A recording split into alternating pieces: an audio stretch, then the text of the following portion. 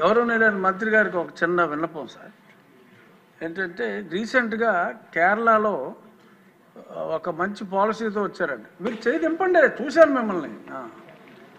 కేరళలో ఒక పాలసీ ఏంటంటే ఈ లిక్కర్ కన్జంప్షన్ మన రాష్ట్రంలో బాగా ఎక్కువ, మన ఆదాయం చూస్తేనే తెలుస్తుంది. అన్ని ప్లాస్టిక్ బాటిల్స్ వాడుతున్నారు. కేరళలో ఎగ్జాంపులరీగా ఒక్క జిల్లాలో మొదలు పెట్టారు. ఏంటంటే ఆ బాటిల్ మీద 10 రూపీస్ ఎక్స్ట్రా ఛార్జ్ చేస్తున్నారు.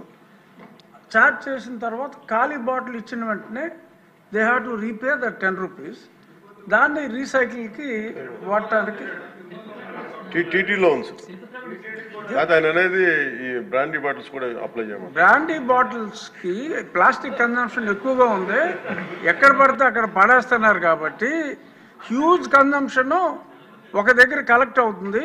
అది ఈ కొంచెం ఎక్సైజ్ డిపార్ట్మెంట్ వాళ్ళతోటి కోఆర్డినేట్ చేసుకుంటే major percentage of plastic waste ఒకటి చేయొచ్చండి. కేరళలో ఇంప్లిమెంట్ అయింది. ఇంకొకటి ఏంటంటే ఈ సింగిల్ యూజ్ ప్లాస్టిక్స్ ఈ నిషేధానికి మీరు మీలాంటి హీరోస్ తోటి అడ్వర్టైజ్మెంట్ చేయాలి అంటే కొన్ని కోట్లు అవుతుంది. మీరు సంబంధిత శాఖ మంత్రిగా ప్లాస్టిక్ని నిషేధించండి అని మీరు జన సైనికులకి చెప్పారంటే ఎవడన్నా ప్లాస్టిక్ వేస్తే పట్టేసుకుంటారు వాళ్ళు. ఆ మధ్యన గోతులు ఎలా కప్పెట్టారో కొన్ని సంవత్సరాల క్రితం రోడ్లు మీరు బాగు చేయమని పిలిపించినప్పుడు ప్లాస్టిక్ని ఆపండి అని మీరు ఒక్క పిలుపు ఎలా ఇస్తే ఎలా అంతే, ఇంకా అది ఆగిపోతుంది.